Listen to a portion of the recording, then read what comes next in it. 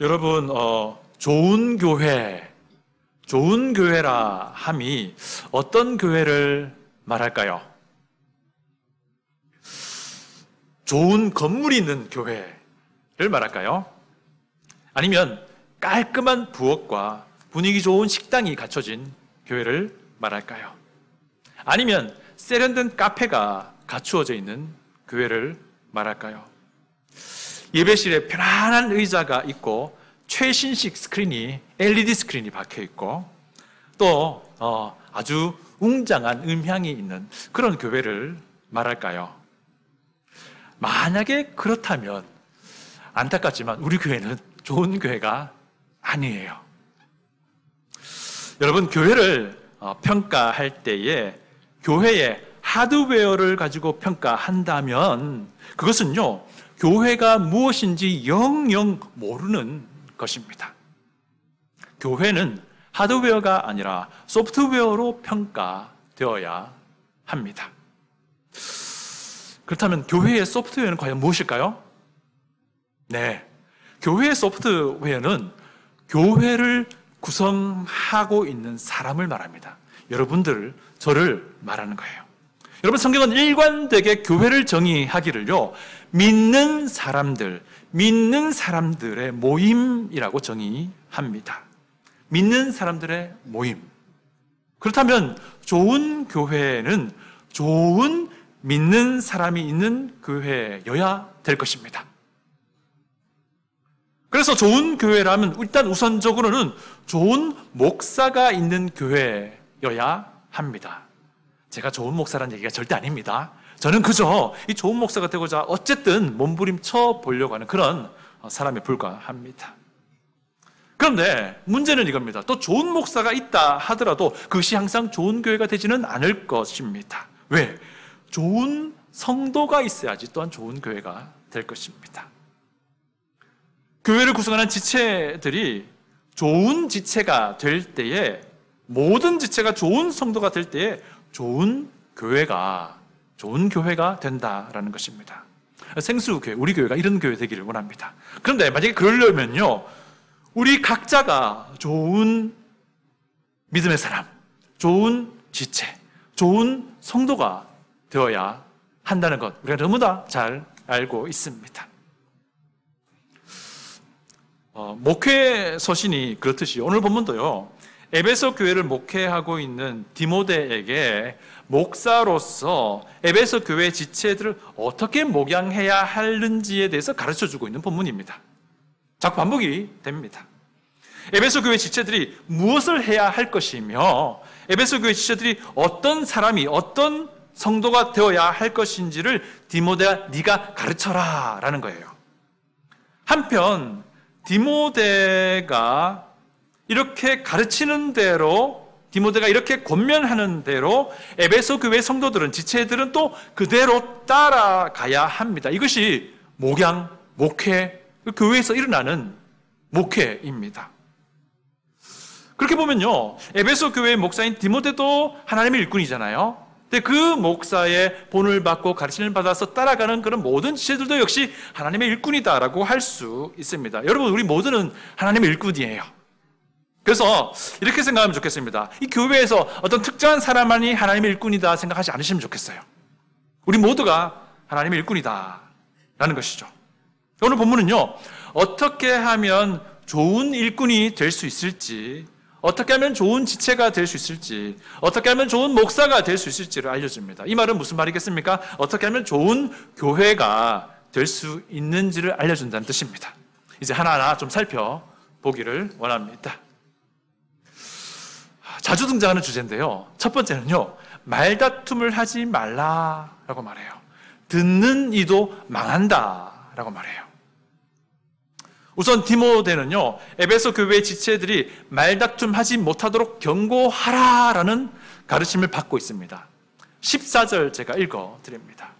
너는 그들로 이 일을 기억하게 하여 말다툼을 하지 말라고 하나님 앞에서 엄히 명하라.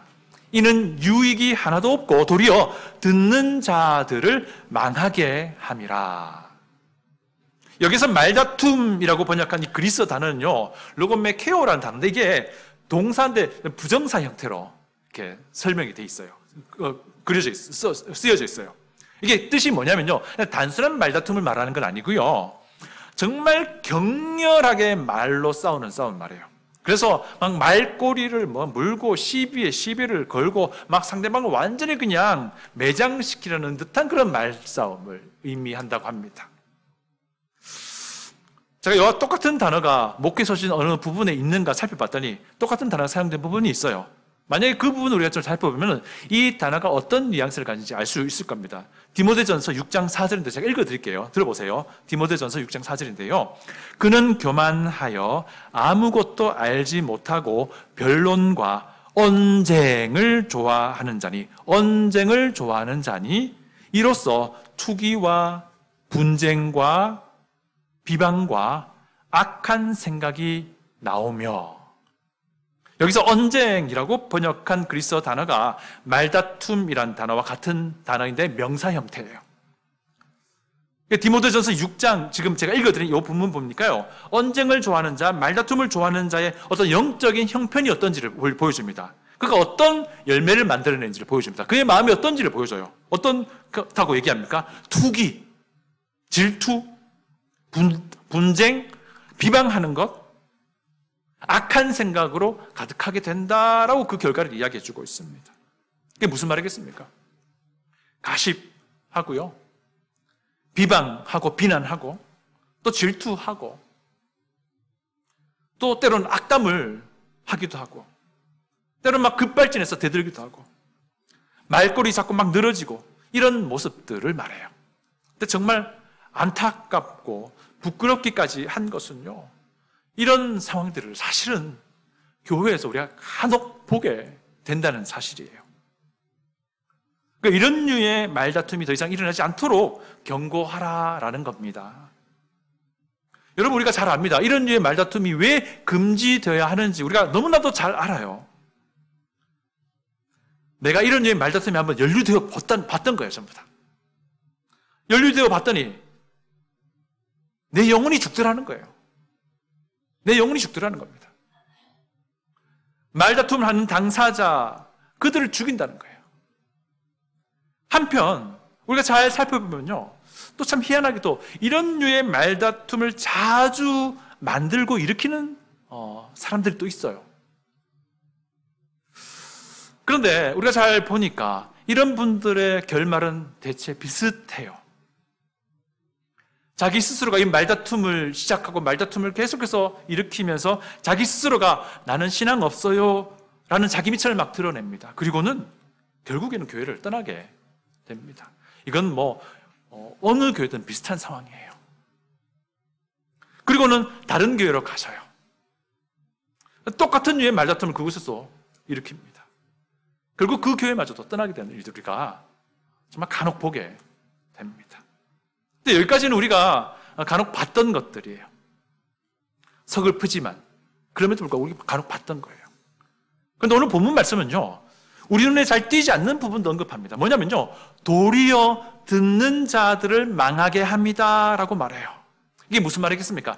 이런 류의 말다툼은요, 그 말다툼을 듣게 되는 이들, 보게 되는 이들도 죽인다는 거예요. 여러분, 교회에서 이런 류의 말다툼이 발생하면요, 듣는 사람들, 보는 사람들 정말 괴롭습니다. 특히나 이런 상황들이 벌어질 때 어떻게 이것을 교회가 핸들링 해야 될 것인지, 내가 어떻게 교회 지체로서 이것을 핸들링 해 나가야 될지를 잘 모르는 상황이라면 더더욱 괴로워요. 그런데 진짜로 심각한 문제는 이것입니다. 만약에 아직 예수님을 모르는 이들이 이 교회에서 발생하는 이런 류의 말다툼을 본다면, 듣는다면 어떤 일이 벌어질 것이냐 하는 건 여기에 우리가 정말 심각하게 생각해야 됩니다. 그들은 그런 교회가 말하는 복음에 대해서, 그런 말다툼을 일으키고 말다툼을 하는 그런 교회 사람이 말하는 복음에 대해서 귀를 닫게 된다는 사실이에요. 생명의 말씀을 들어야 할 사람들이 마음을 닫는다면 정말 심각한 상황인 것이죠. 이것이 결국 이 말다툼을 듣는 사람들, 보는 사람들을 죽게 하는 것, 망하게 하는 것이다 라는 것입니다. 정말 안타까운 일입니다. 두 번째는요, 말씀을 분별하라. 그래서 부끄러움 없는 자로 검증받으라 라는 말을 합니다. 15절인데요. 이 구절은 특별히 성경 말씀을 다루는 이들에게 먼저 적용될 수 있습니다. 그런데 그게 사실 다가 아닙니다. 모든 그리스도인에게도 적용될 수 있는 부분입니다. 15절 제가 읽어 드릴게요. 들어보십시오. 너는 진리의 말씀을 옳게 분별하며 부끄러울 것이 없는 일꾼으로 인정된 자로 자신을 하나님 앞에 드리기를 힘쓰라. 여기서 옳게 분별한다라는 이 말은요, 진리의 말씀, 성경 말씀을 올바르게 다룰 줄 안다라는 의미입니다. 좀 더 다르게 설명하자면 성경 말씀을 건전하게 해석할 수 있는 것을 말해요. 여러분, 근데 그러기 위해서는 부지런히 성경을 공부해야 되고요, 묵상도 해야 되고요, 읽어야 되기도 합니다. 하나님의 말씀을 다루는 입장에 있는 사람이라면 반드시 그렇게 해야 합니다. 그런데 하나님의 말씀을 다루는 목사만의 문제가 아닌 것을 말씀드리고 원합니다. 그래서 모든 그리스도인이 해야 될 일입니다. 왜냐하면요, 그리스도인이라면 기본적으로 하나님의 말씀을 다루는 사람들이세요. 어떻게 해요? 여러분, 성경을 읽으시잖아요. 성경을 들으시잖아요. 성경을 배우시잖아요. 기본적으로 그리스도인은요, 전부 다 하나님의 말씀을 다루는 사람들이에요. 여러분, 어떤 목사가 좋은 목사일까요? 하나님의 말씀을 가르치는 목사, 하나님의 말씀을 설교하는 목사가 좋은 목사입니다. 그래서 좋은 목사는요, 하나님의 말씀, 성경이 말하는 부분들을 그 성경 구절이 풍기는 뉘앙스를 가지고 똑같이 가르치고 설교하는 목사가 좋은 목사라고 할 수 있어요. 성경이 아주 단호하게 경고한다면 똑같은 톤으로 단호하게 경고하고, 성경 아주 부드럽게 권면하면 똑같이 부드럽게 권면하는 겁니다. 성경의 내용을 가지고요. 여러분, 목사를 평가할 때요, 여러분 우리 각자가 사실 서로를 평가하며 살아가요. 이것을 드러내지 않을 뿐이죠. 여러분도 저에 대해서 나름대로 평가를 하십니다. 그게 나쁘다는 얘기 아니에요. 우리는 서로에 대해서 어떤지 확인해야 돼요. 확인해야 돼요. 자, 그래서 한 가지 질문합니다. 여러분들, 목사를 평가할 때요, 그 목사의 설교가 재미있고 없고로 판단하지 마시길 바라요. 제가 좀 민망하긴 합니다. 제 설교가 별로 재미없기 때문에 민망하긴 하지만, 또 여러분, 목사의 설교가 막 청중을 들었다 놨다는 그런 호소력이 있냐 없냐로 판단하지 마시길 바라요. 이것도 참 민망합니다. 제겐 그게 없거든요.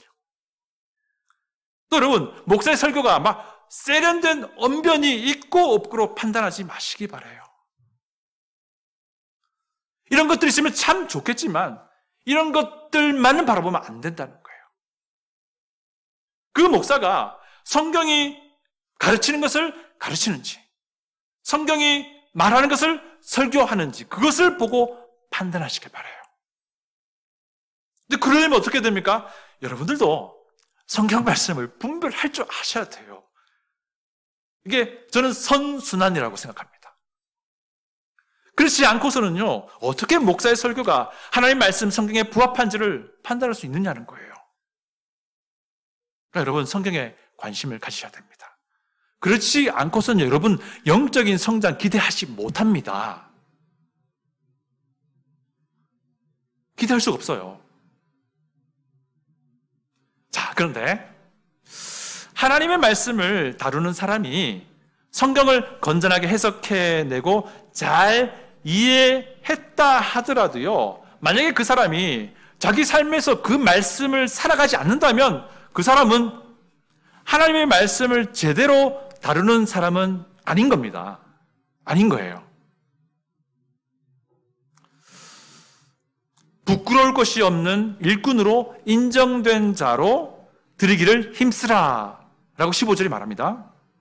부끄러울 것이 없는 일꾼이 되라 라는 것이 어떤 의미겠습니까? 목사가요, 자기가 가르치고 설교한 대로 살아내라는 겁니다. 그리고 그 속에서 자기가 하는 말하고요, 자기가 살아가는 그 삶 사이에 물론 갭들이 있을 거예요. 그러나 그 갭들을 계속해서 줄여나가도록 하라는 거예요. 성경이 말하는 대로 죄와 처절하게 싸우면서 하나님의 거룩함을 닮아가도록 하라라는 것이죠.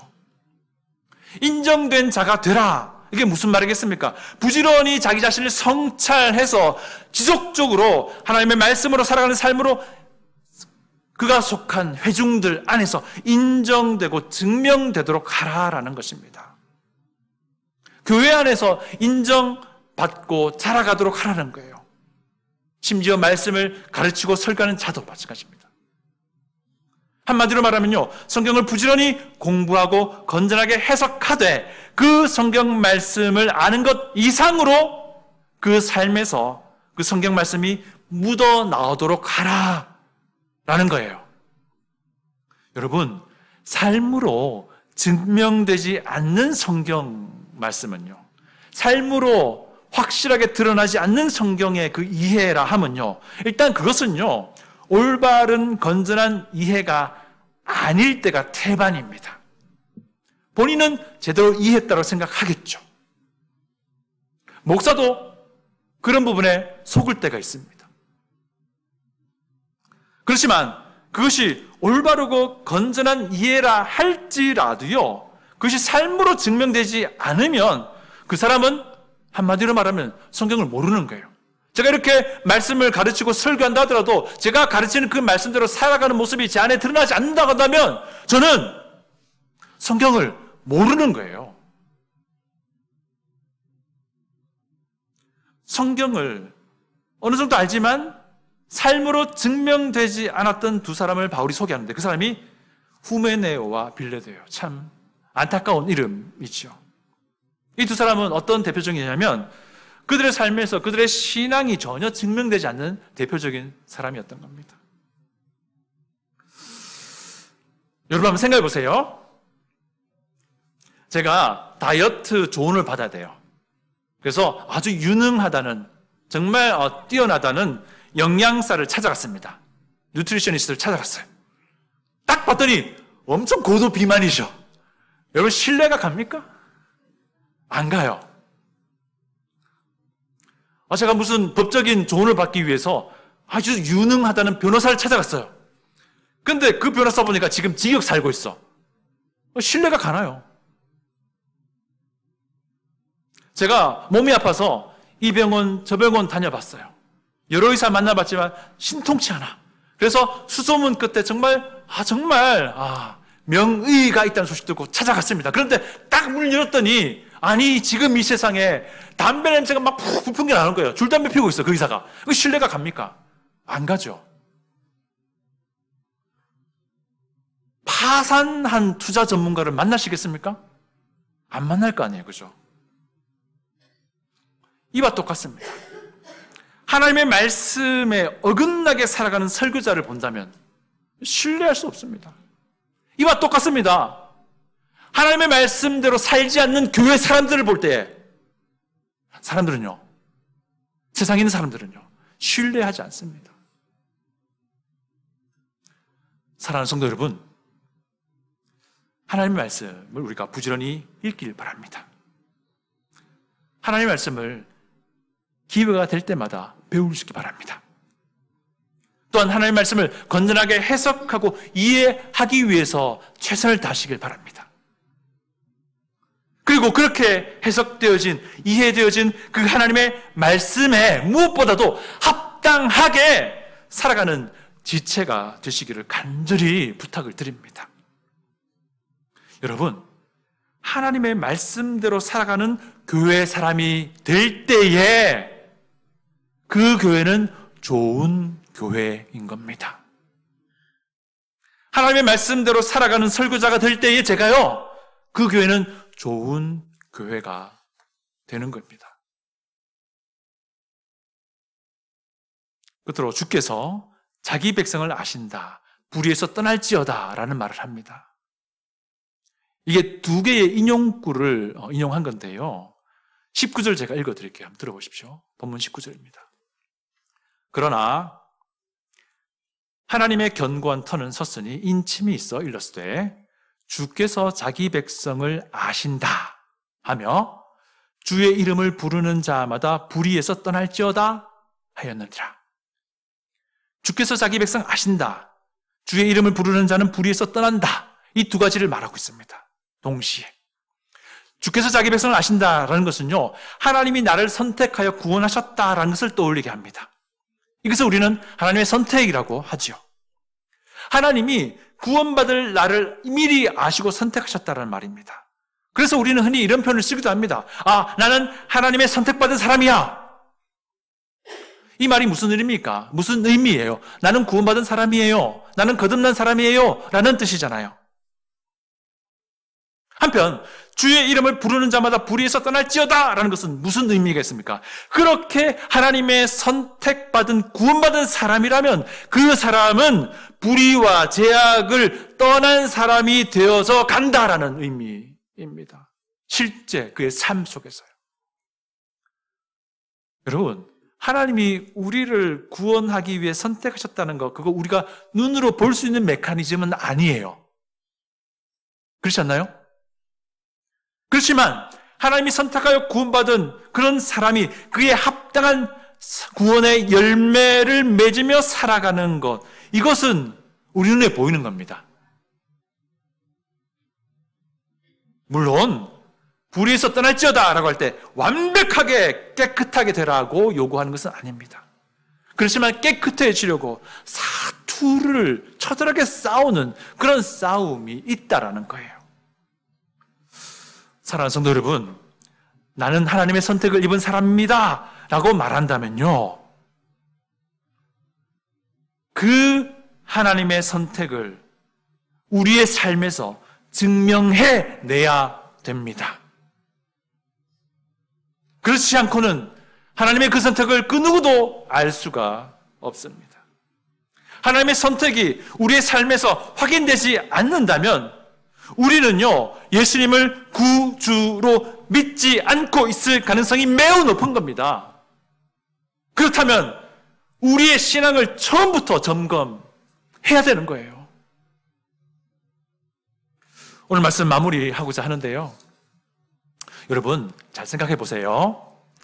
신앙 고백의 영역이 있습니다.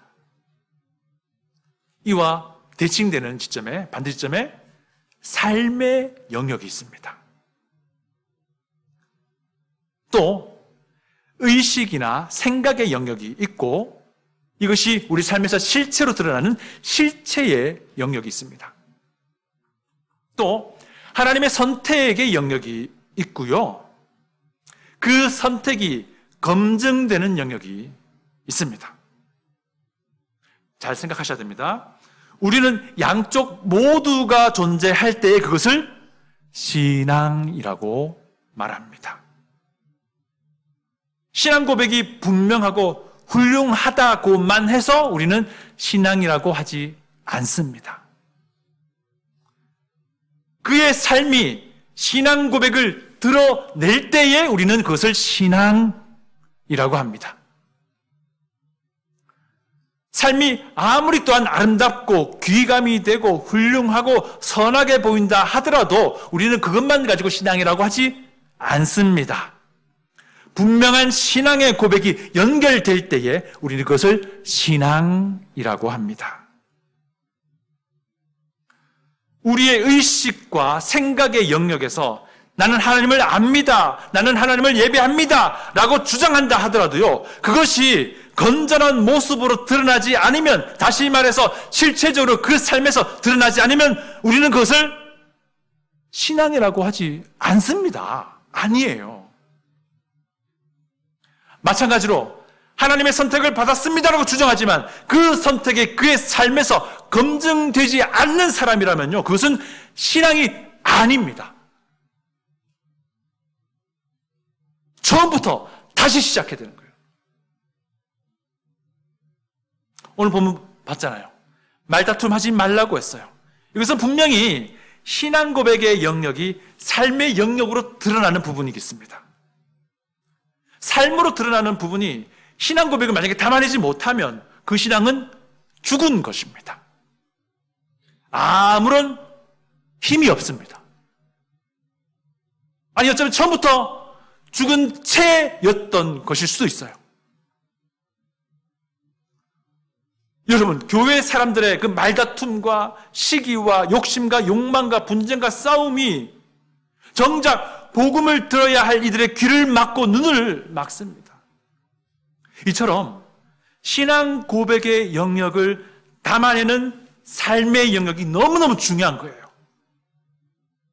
신앙 고백이 확실하고 이것이 삶의 영역에서도 분명하게 연결되어 드러날 때에 이것이 좋은 신앙입니다. 이런 사람이 좋은 목사요, 이런 사람이 좋은 성도 지체입니다. 또 우리는 말씀을 제대로 분별해야 합니다. 성경 말씀을 건전하게 이해할 수 있어야 합니다. 그런데 성경 말씀을 건전하게 이해하고 난 뒤에 거기서 그쳐버리면 그것은 죽은 것입니다. 건전하게 이해된 성경 말씀이 그의 삶에서 부지런히 검증되어야 합니다. 그래서 부끄러움 없는 사람으로 점진적으로 드러나야 합니다. 그렇지 않으면 그 신앙이 아니죠. 인간의 지적인 욕구를 충족시킨 것, 그 이상도 그 이하도 아니게 되는 것입니다. 이것은 신앙이 아니에요. 인간의 의식 영역에서 건전하게 이해된 성경 말씀이 삶이라는 실체의 영역에서 분명하게 드러나게 될 때 이것이 좋은 신앙입니다.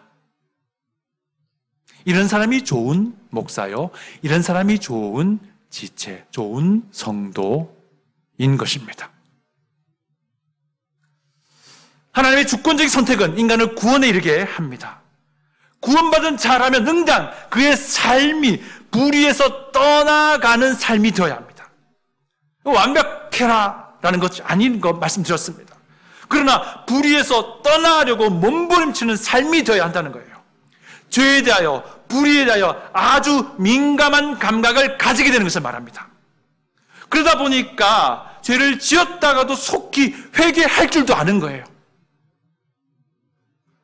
그래서 하나님의 공의와 하나님의 그 거룩을 담고자 부단히 애쓰면서 성령 하나님의 도우심을 구하는 삶을 살아가게 되는 겁니다. 자연스럽게. 이런 사람이 좋은 목사요, 이런 사람이 좋은 성도, 좋은 지체인 것입니다. 이런 사람이 생수교회를 구성할 때에 생수교회는 좋은 교회가 되는 것입니다. 생수교회가 좋은 교회가 되기 위해서는 우리 각자에게 책임이 있는 거예요. 사랑하는 성도 여러분, 우리 좋은 교회 되기를 원합니다. 저도 좋은 목사 되고자 부단히 애쓰겠습니다. 여러분들도 좋은 성도, 좋은 지체, 좋은 예수님의 제자가 되시도록 함께 애쓰며 성령님의 도우심을 구하며 나아갈 수 있기를 축복합니다. 다 같이 기도하겠습니다.